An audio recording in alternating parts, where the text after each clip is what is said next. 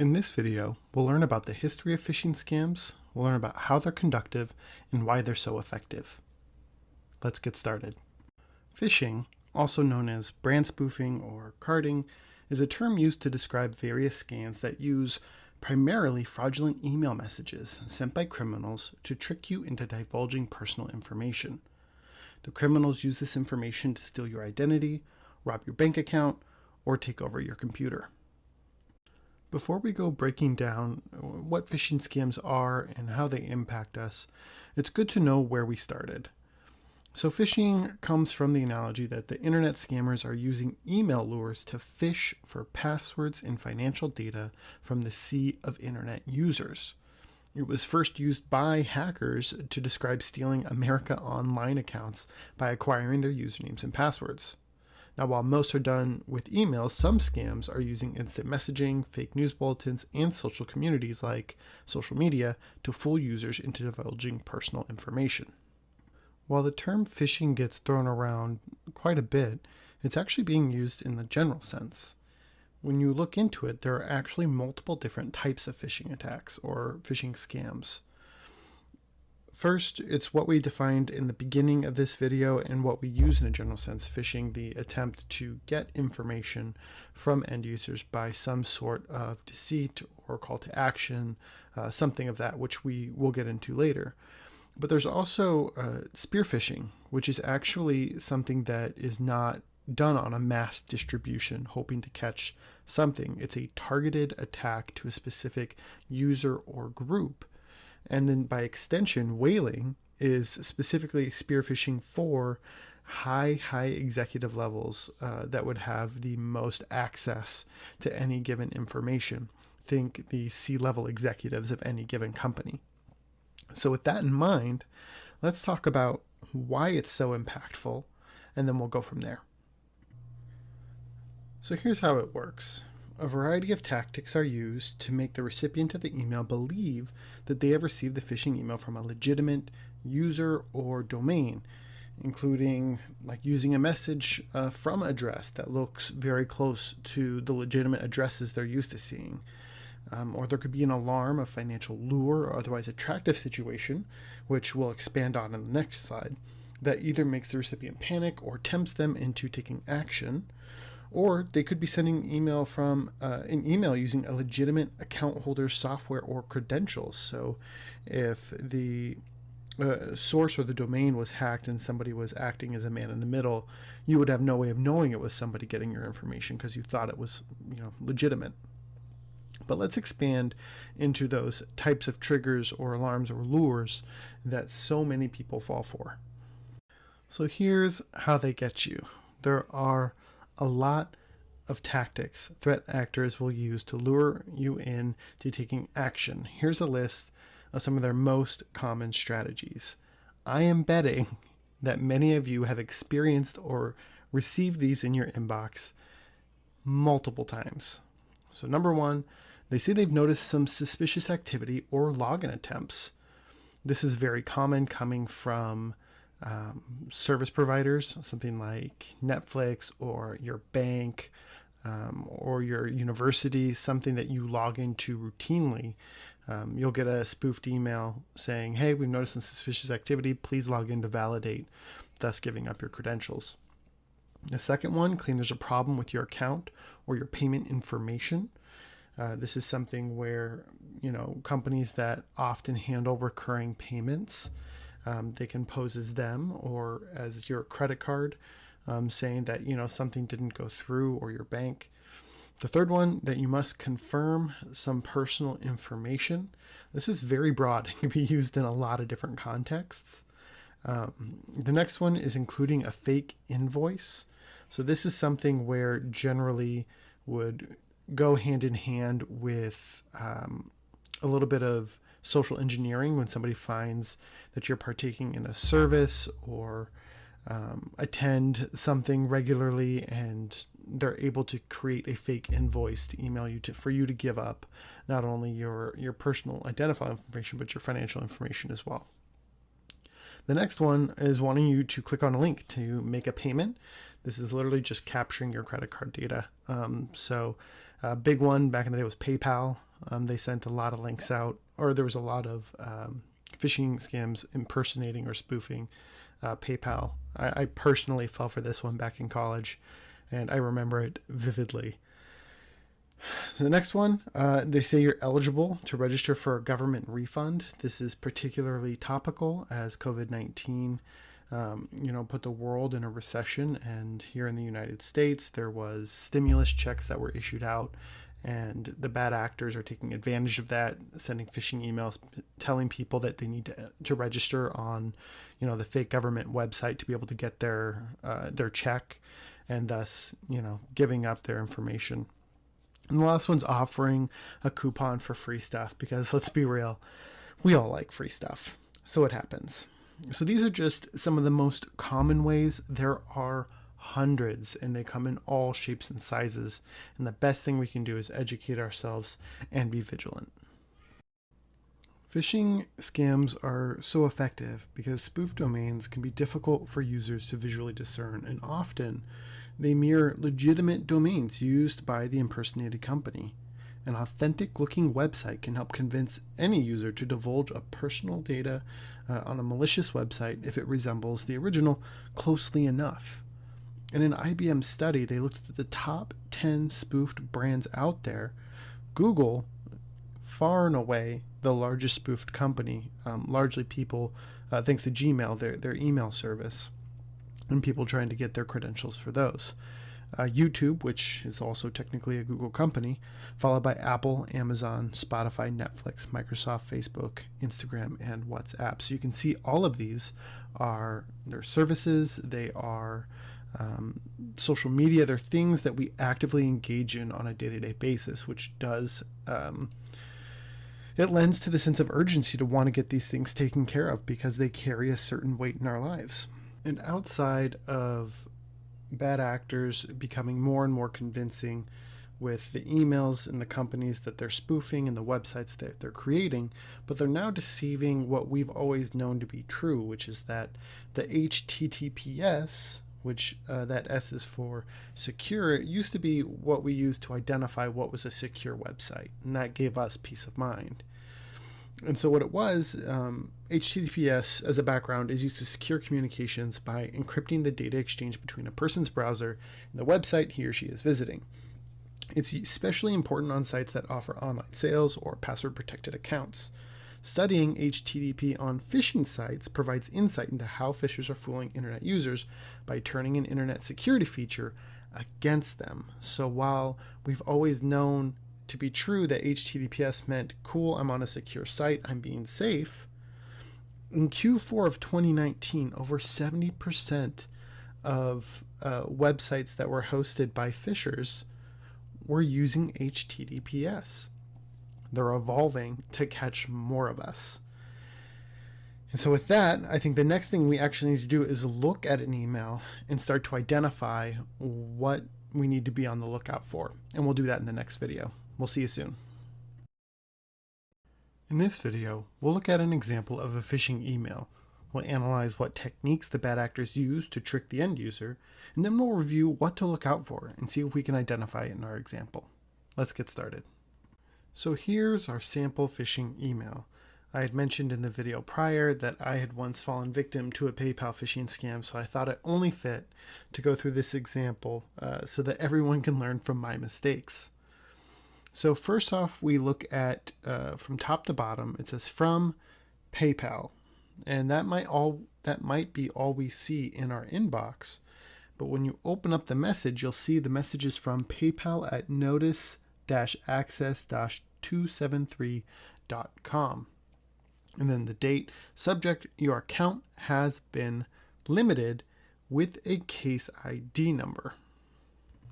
Now we get into the body of the email. It has their logo PayPal and then Dear Customer. We need your help resolving an issue with your account. To give us time to work together on this, we've temporarily limited what you can do with your account until the issue is resolved.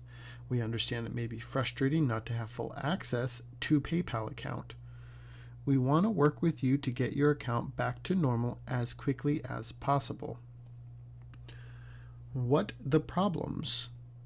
We noticed some unusual activity on your PayPal account.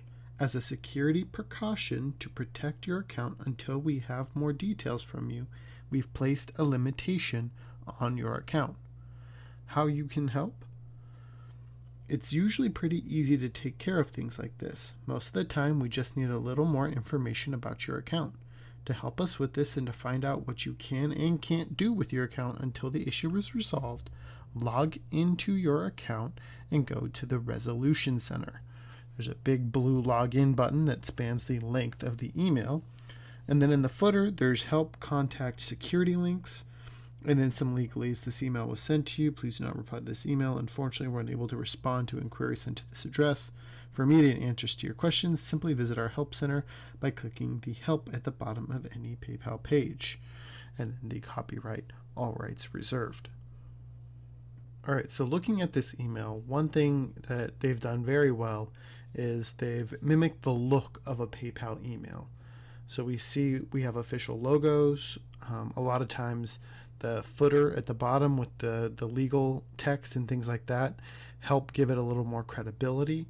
Things like putting a case number in the subject might lend some credibility as well. The logo is copy and pasted, things like that. Some things that jump out to me right away. The email address isn't at paypal.com. It's from a random custom domain that we haven't heard of. And the English wasn't perfect, which I think when you're just reading it in your head, you kind of skim over and your brain makes up for that. But when you read it out loud, it's really apparent. So those are just some things I picked up on. Let's actually review some of the more common things to look for and see if we can find them in this email. The first thing we want to look up for is a suspicious sender's address. So my first red flag went up. It says from PayPal, but when you open it up, you see that that is not an official email address. Definitely suspicious. The second red flag we're looking for are generic greetings and signature. Here it says, "Dear Customer." If they're sending it to me, it should be addressed with my name. And this tells me that this is likely a mass email that went out on a distribution list. The next red flag is spoofed hyperlinks and websites. While this is just a screenshot of the email, so we can't physically click on anything, chances are when you hover over any button or hyperlink, you can see the URL behind it, and you can make sure that it is an official source that you recognize. When in doubt, you need to not follow the link from the email, just open up your internet browser separately, go to that website, log in, and see if there's any suspicious activity there. The fourth red flag, spelling and layout. So while I think the layout here looks good, there were some definite spelling and grammatical errors. Now, especially from larger companies, all these emails go through design and copy editing, and there will not be any spelling errors. So if you see any of those, it should be an immediate red flag for you. The last red flag is suspicious attachments. Attachments in general, if you're getting attachment from somebody you don't know, it's likely suspicious. That's not something that you want to click on and open up. You just want to delete the email altogether. So those are the red flags that we should be looking out for in the email. I'm glad we saw quite a few of them here in our sample. Now that we've covered what phishing is and have gone over some examples, it's time to talk about the impact phishing has on both corporations and the individual. We'll see you in the next video. In this video, we'll be learning about the impact phishing has on both individuals and corporations. Let's get started. The nature of phishing itself has changed, moving far beyond traditional phishing for usernames, passwords, credit card numbers via fraudulent websites, and more into sophisticated cybercrime attacks that mount advanced, persistent threats against organizations and steal individuals' financial identities with devastating consequences for both users and organizations.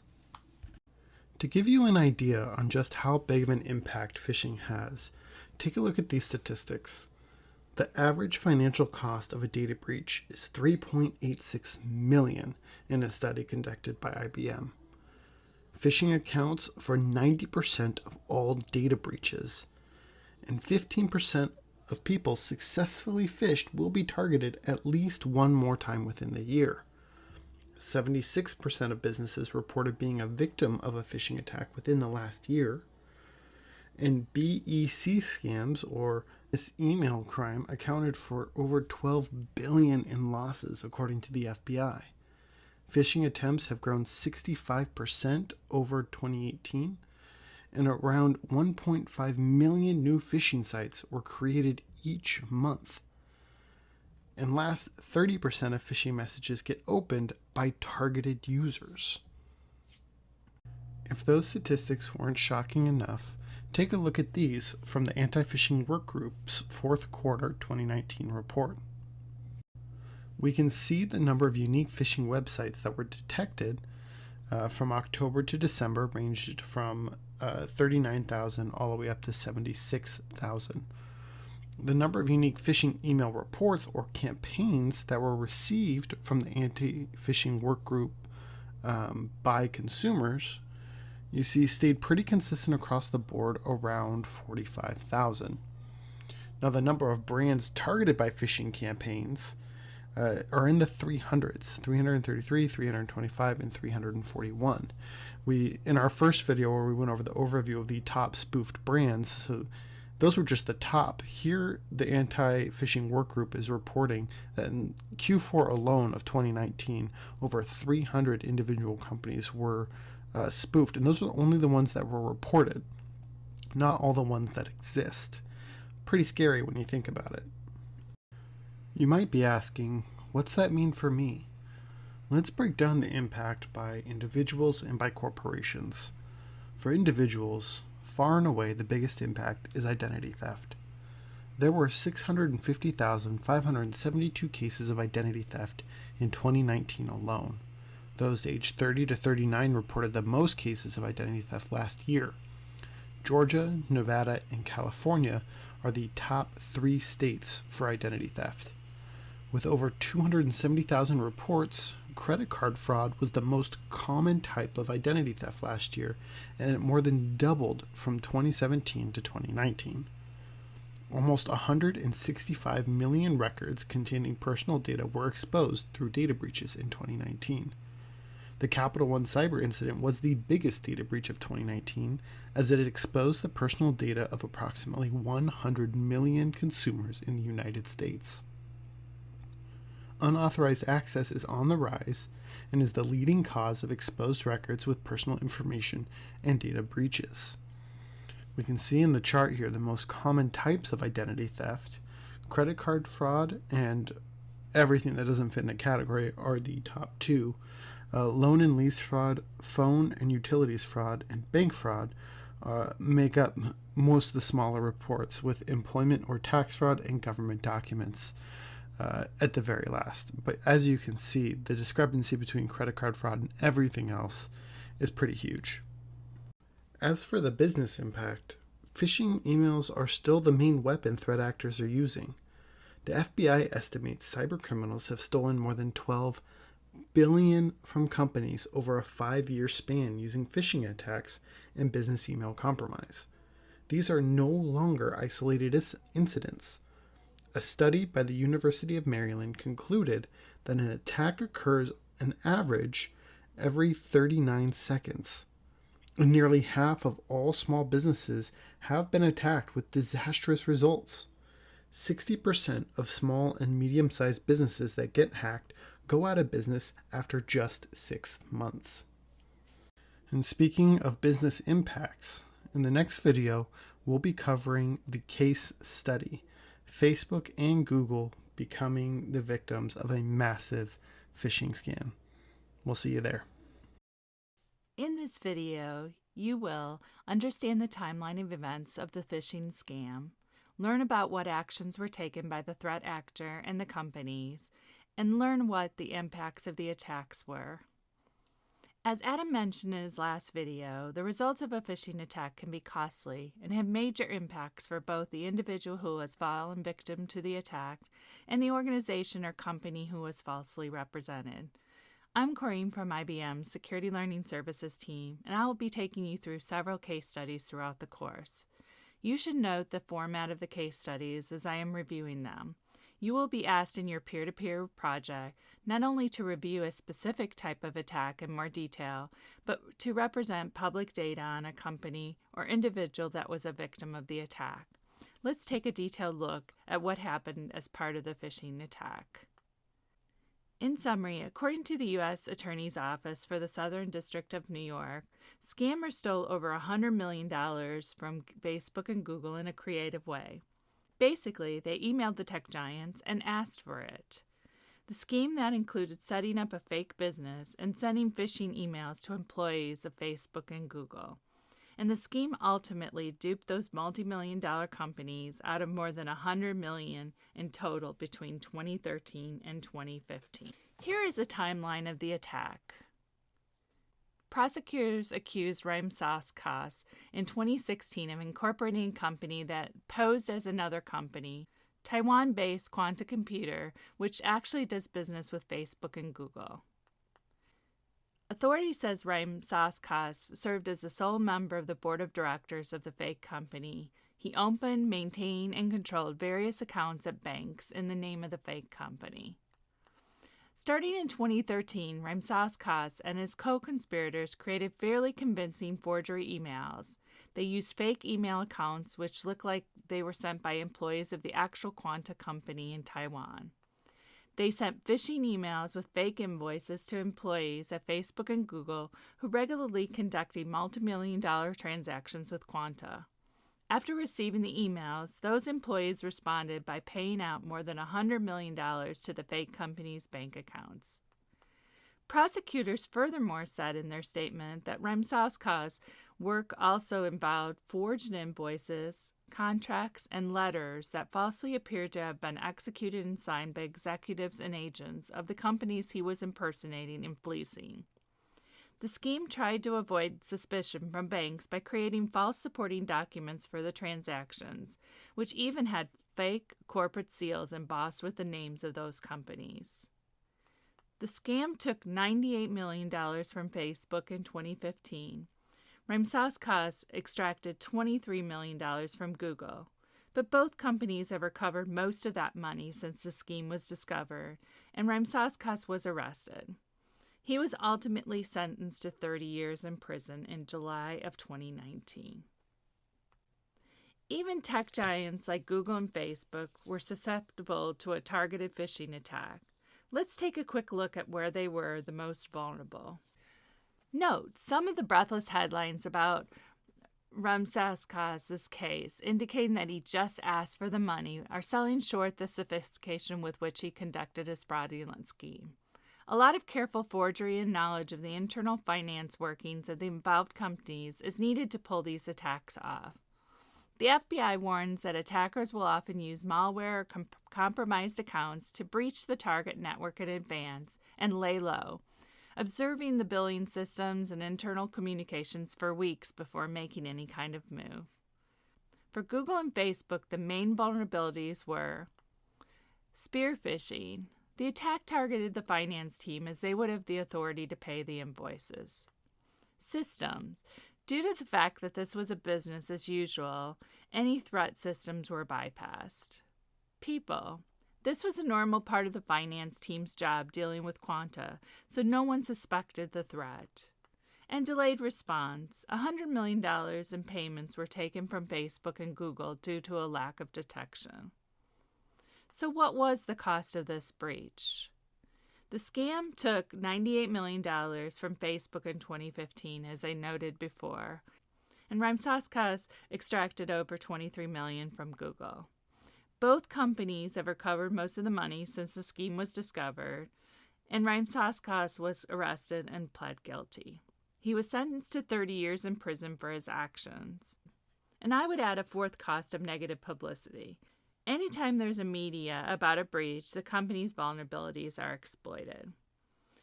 So, what are some of the ways that this breach or other phishing attacks can be prevented? So let's review a few of them. Most countries and localities have protections against the registration of identical or overly similar company names. Ramsas Couse took advantage of relatively loose rules in Latvia, which has had ongoing issues with fraudulent company registrations driven by its popularity as a place to launder money. Communications coming from countries known for this sort of phishing scam can be an early warning, particularly if business partners were not previously known to have a presence there. If a fraudster does manage to orchestrate a scheme such as this, early detection is critical. These attacks are usually carried out by organized groups that will immediately use mules to launder the money once received.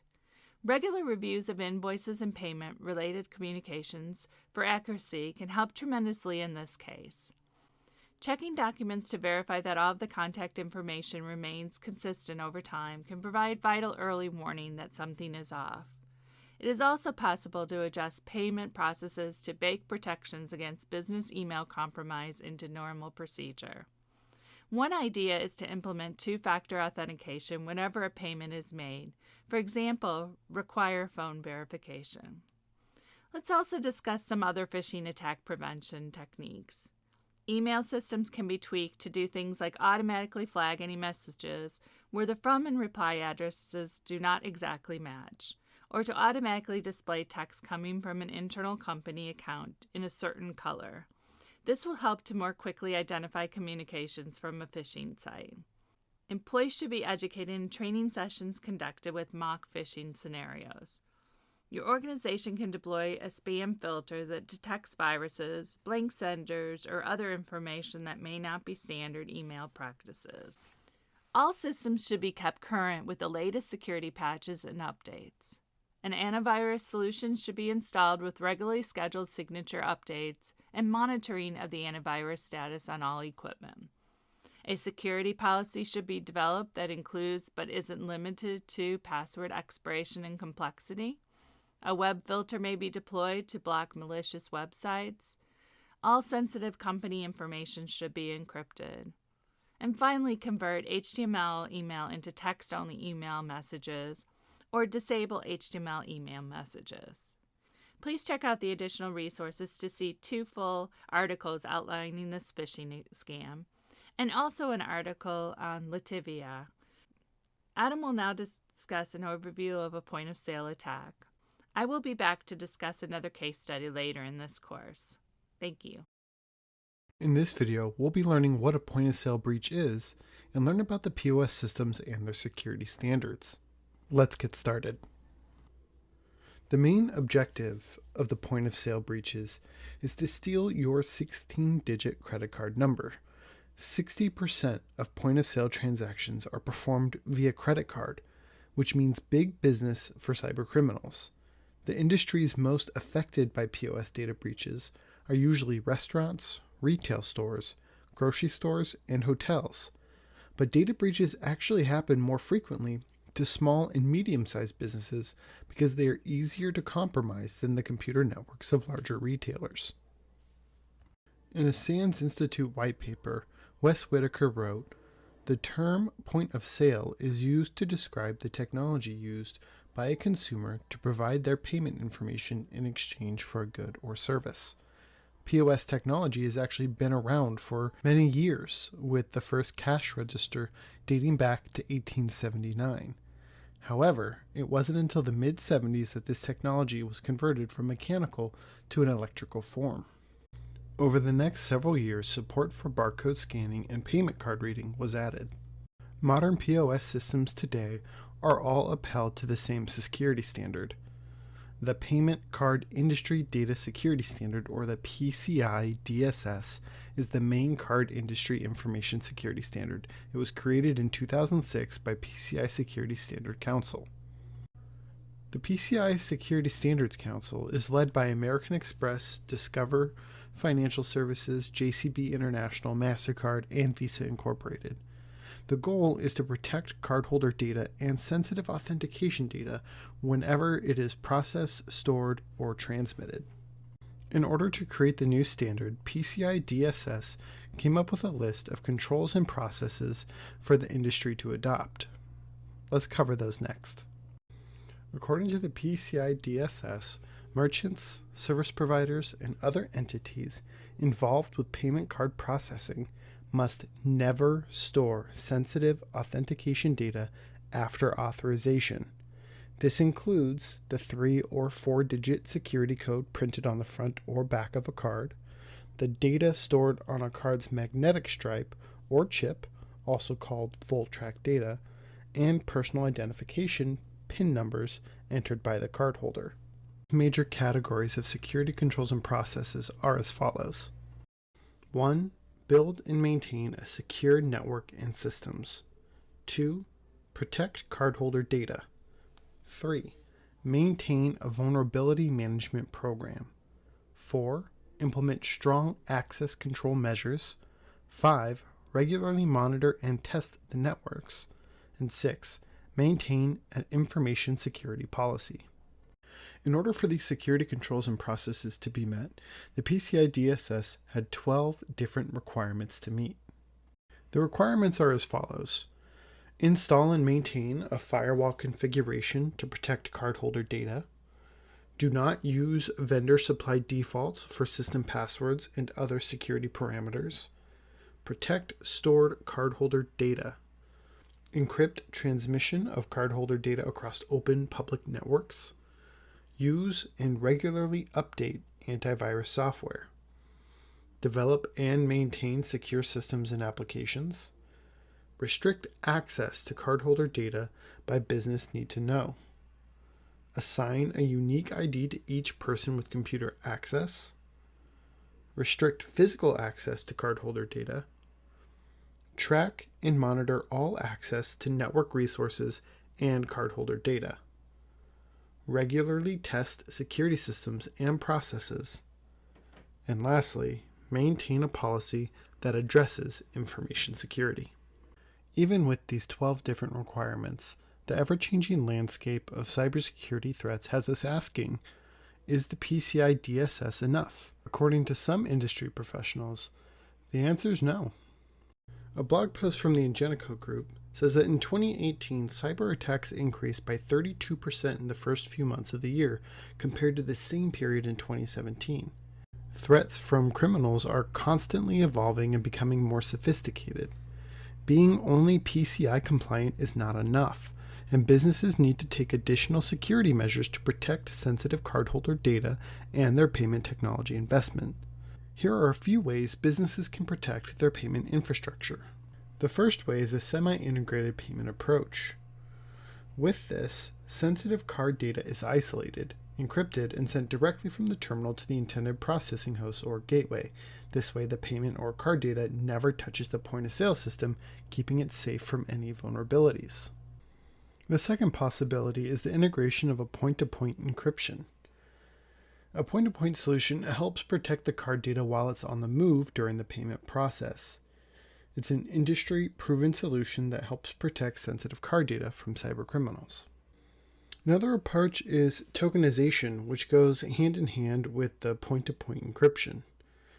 It replaces the sensitive information with a secure encrypted token, protecting it from cybercriminals when the data is at rest. After many data breaches over the years, current PCI standards do not allow businesses to save and store credit card details unless they are tokenized on their POS systems or databases after the transaction. When a data is tokenized, it becomes useless to any cybercriminal as it can only be decoded by the payment processor. Another option is MDM management, or mobile device management. In a lot of instances, many businesses may use consumer-grade mobile devices to work with their POS systems. This is where MDM can come in handy. MDM is a type of security software that allows businesses to remotely deploy and securely manage their mobile POS solutions. This software solution also helps businesses protect their mobile POS solutions from security threats. And last, and possibly something that no business should go without, is further employee education. Effective training of employees regarding basic security protocols can help curb mistakes and better protect your business. Next, let's dive into how these POS breaches are happening by digging into POS malware. We'll see you in the next video. In this video, we'll learn how malware makes its way onto POS devices. We'll learn about the different families of POS malware, and then what happens to the information once it's stolen. Let's get started. Point of sale systems require some sort of connection to a network in order to contact external credit card processors. This is necessary in order to validate credit card transactions. Sufficiently skilled and determined attackers can go after businesses' POS terminals on a large scale and compromise the credit cards of thousands of users at a time. The same network connectivity can also be leveraged to help exfiltrate any stolen information. Most point-of-sale systems run on Windows or Linux, making them essentially small computers. Cybercriminals usually gain access to a company through their network. Once inside, the point-of-sale malware can select which data to steal and upload to a remote server. Most point-of-sale malware comes equipped with backdoor and command and control features. Now, the industry uses end-to-end encryption of sensitive payment data, which comes from the card's magnetic strip or chip when it's transmitted, received, or stored. Decryption only occurs in the point-of-sale device's random access memory, or RAM, where it's processed. POS malware specifically targets the RAM to steal the unencrypted information, a process called RAM scraping. These are the most common and readily available families of point-of-sale malware. The Alina family malware scans the system's memory to check if the contents match regular expressions, which indicate the presence of card information that can be stolen.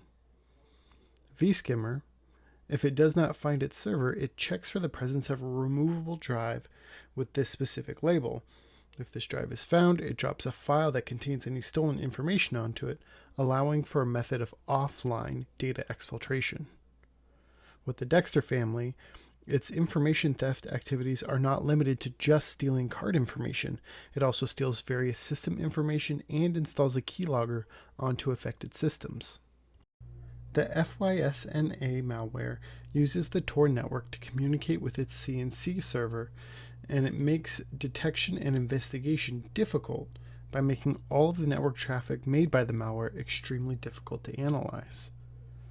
The Decibel malware checks if sandboxing or analysis tools are present on a machine before running, making detection and analysis that much more difficult. And the most popular, the Black POS, uses file transfer protocol to upload information to a server of the attacker's choosing. This allows attackers to consolidate stolen data from multiple POS terminals on a single server. A couple things to note. One, POS malware is rarely used without the aid of other malware. And two, we call these families of malware because they are adapted and updated over time. Let's go ahead and look at some of those updates. As you can see, most of the malware that we discussed, or aliases of the malware we discussed, have been adapted, updated, or changed over time into new and improved versions that either offer new functionality or are more difficult to detect. One thing they all have in common, though, is they are there to steal financial data. Now you may ask, well, what happens if my data is stolen through a POS breach? Let's cover that now.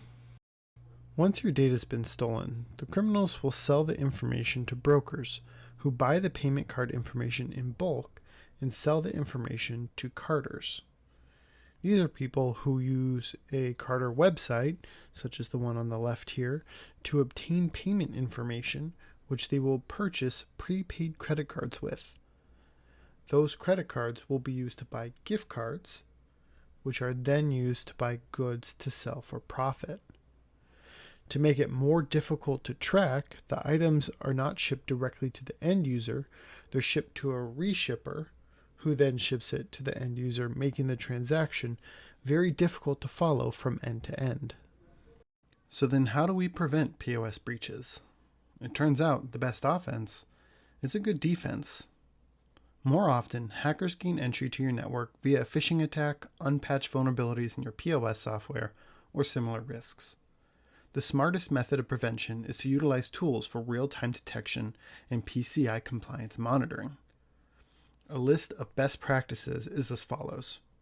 Actively monitor your POS network for changes. Use compliant, best-of-class end-to-end encryption around cardholder data, limit the hosts that can communicate with your POS system, adopt chip card-enabled POS terminals, utilize employee screening and training to minimize insider threats, and train employees to immediately detect and report possible signs of tampering. In this video, you will understand the timeline of events of the point of sale or POS attack, learn about what actions were taken by the threat actors, and learn what the impacts are from a POS attack. If we explore the summary of the attack, we will find a couple of similarities to the target attack, which occurred in 2013.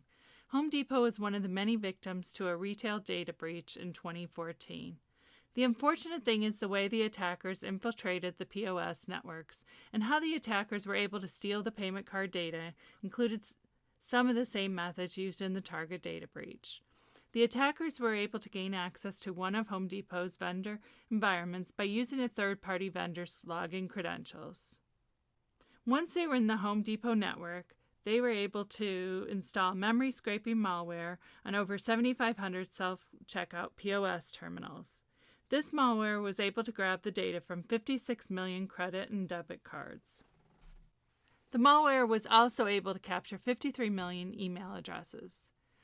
The stolen payment cards were used to put up for sale and bought by carders. Carders are active participants on websites referred to as carding forums. Most carding forums facilitate the sale of stolen identities, compromised credit card numbers, and false logins. The stolen email addresses were helpful in putting together large phishing campaigns. Next, let's take a look at the timeline of the attack. As we discussed, the stolen credentials from one of the retailer's vendors was used to obtain access to the network. Those privileges were elevated and used to access the POS system where malware was downloaded to record credit card details. The malware infection went unnoticed for 5 months between April and September 2014. Home Depot explained that the investigation started on September 2nd, and they were still trying to discover the actual scope and impact of the breach. On September 8, 2014, Home Depot released a statement indicating that its payment card systems were breached. Home Depot explained that they would be offering free credit services to affected customers who used their payment card as early as April of 2014 and apologized for the data breach. Once the attackers gained access to the Home Depot network, they exploited a zero-day vulnerability in Windows, which allowed them to pivot from the vendor-specific environment to the Home Depot corporate environment. A zero-day vulnerability is a computer software vulnerability that is unknown to or unaddressed by those who should be interested in mitigating the vulnerability, including the vendor of the target software. Until the vulnerability is mitigated, hackers can exploit it to adversely affect computer programs, data, additional computers, or a network.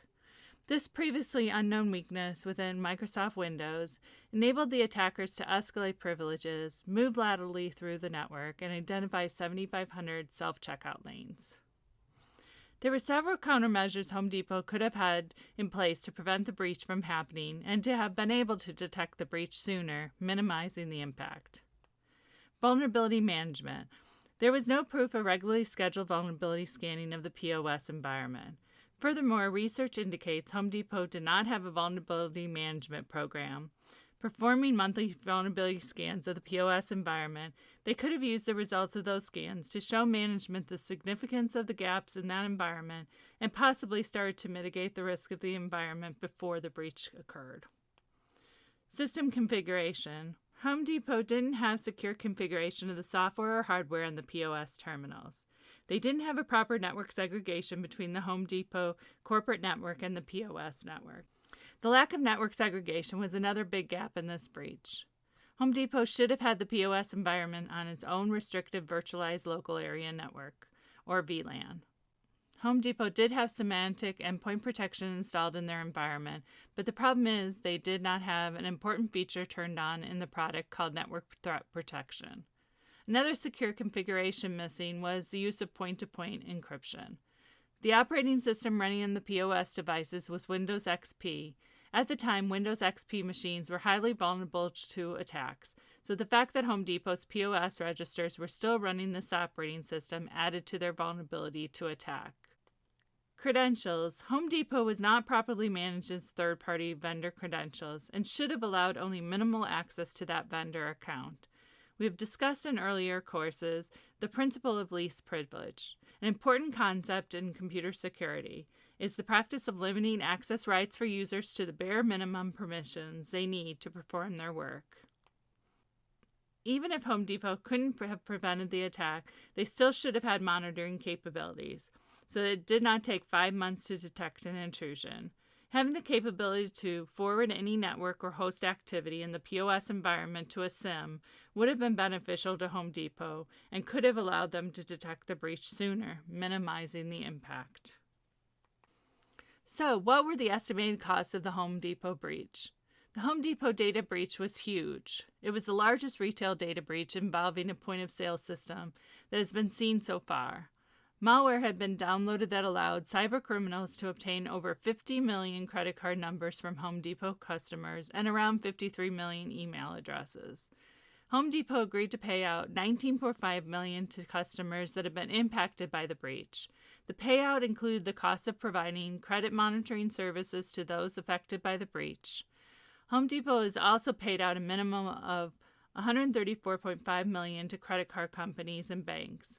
The settlement amount permitted banks and credit card companies to submit claims for $2 per compromised credit card without having to show proof of losses suffered. If banks can show losses, they will have up to 60% of losses compensated. The total cost of the retail data breach is approximately $179 million, although that figure did not incorporate all legal fees that Home Depot had to pay, and neither does it include undisclosed settlements. The final cost of the retail data breach was much bigger, most likely closer to the $200 million mark. What's harder to determine is the reputation damage. Following any data breach, customers often take their business to a different company. Many consumers impacted by the breach have chosen to shop elsewhere. A number of studies have been carried out on the fallout from a data breach. One high-trust study states that the companies may lose 51% of customers following a breach of sensitive data.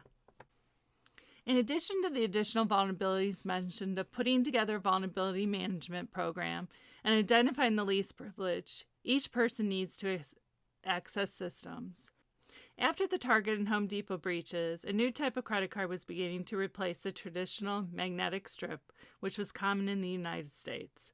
The chip and PIN card, which contains an embedded security chip in addition to the traditional mag stripe. This embedded security chip ensures that the card cannot be duplicated, as it masks the payment data uniquely for each transaction. In addition to chip cards, vendors began promoting an alternate method to payment cards, using mobile payment methods like Apple Pay and Google Wallet. This smart device could be a phone, tablet, or even a watch. With both of these mobile payment systems, they never pass your credit card number to the merchant. Additional security was also provided by point-to-point or P2P encryption. P2P encryption encrypts card data at the point of swipe, all the way to the bank for approval or denial of the transaction. With P2P encryption, payment card data is never exposed and is encrypted before it reaches memory. The only risk that still remains with P2P encryption is if someone were to install a credit card scammer on the actual PIN pad, which is still occurring in 2020, primarily at gas stations and places where the keypad does not have an in-person attendant. These alternate methods were outcomes of the most common method used in the large-scale retail breaches. Next, Adam will explore third-party breaches, and I will be back to discuss the Quest data breach.